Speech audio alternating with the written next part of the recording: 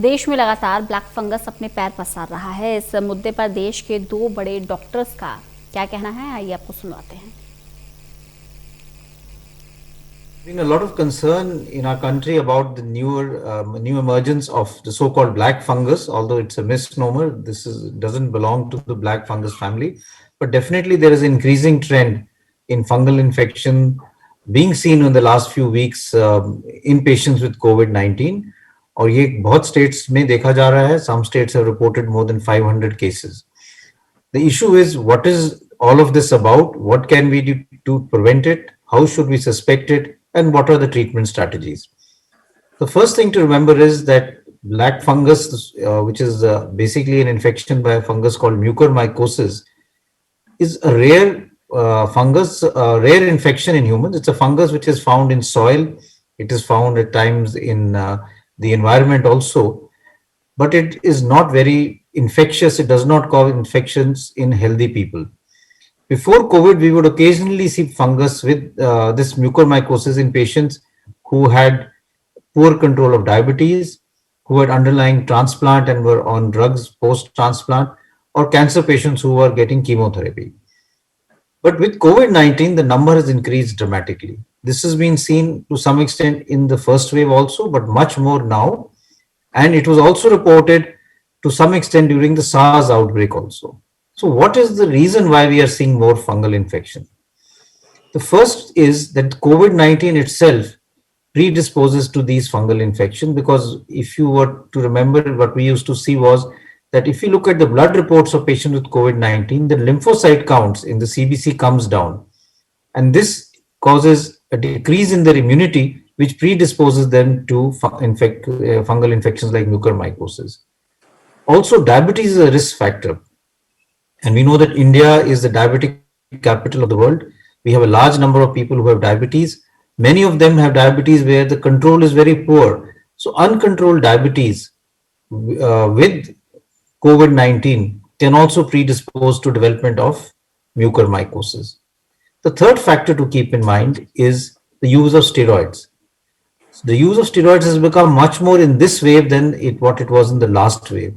And steroids being given when they are not indicated in mild or early disease can also cause secondary infection. This has been documented very well in the recovery trial, which showed that patients who got steroids early had higher chance of secondary infection, and it was associated with higher morbidity.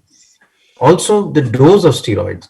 Some people are given very high dose steroid, which is not indicated and which can also predispose to high blood sugars and also higher chance of getting mucor infection. And thirdly, the duration of steroids. If steroids are given for a very long time, it also predisposes to secondary infection like mucormycosis. Certain other drugs which also decrease immunity, like tocilizumab, should also be given carefully because they also can predispose to fungal infections, especially mucormycosis.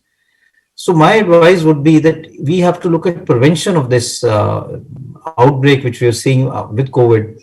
And the three factors that are very important are, first of all, very good sugar control.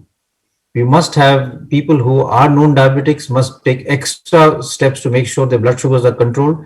Those who are not having diabetes but are put on steroid must monitor their blood sugar regularly, because many turn out to have high blood sugars and many turn out to be diabetics although they were not aware of it. Along with this, we should be careful about when we give steroids.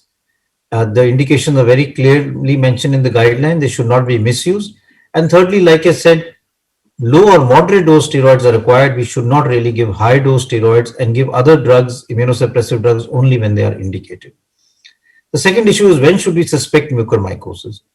If you have during COVID or even after recovering from COVID, especially if you are following in the group of people who have diabetes and have taken steroids, if you have crusting in your nose, headache, you have pain or swelling of one part of your face, or there's decreased sensation or discoloration of the face, then you may have what we call rhinocerebral orbital mucormycosis, which is the fungus infects the nose, the sinuses, and can then go on into the orbit and also into this brain. Occasionally, we are seeing patients who have what we call pulmonary mucormycosis, that it is involving the lungs also, where you can have fever, breathlessness, cough, you can have blood with your sputum, and there can be chest pain also. So those are the features that anyone who has these features must consult the doctor. And treatment is multidisciplinary. It involves drugs, but also involves surgery to remove out the dead tissue and the fungus from that area where it is multiplying, so as to prevent it from further spreading to other parts of the body. But I think the most important thing that I would like to stress here is prevention. We have to prevent fungal infections in our COVID-19 patients rather than looking at treating them, because treating them is difficult.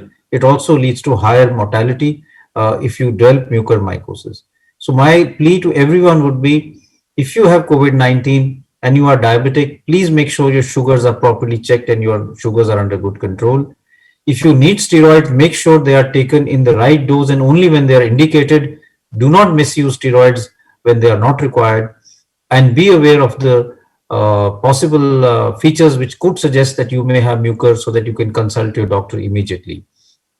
There are a lot of false messages also going around that this can happen due to eating some raw food, which there is no data to suggest that it is also being linked to the type of oxygen being used.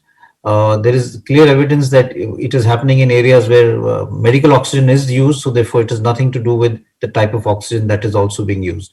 And in cases which are being reported from some places, it is also being reported in people who are at home, on home isolation, taking steroids at home and on oxygen through the cylinder or home oxygen concentrator. So even if you are at home, please be careful about taking steroids and don't take them if they are not indicated.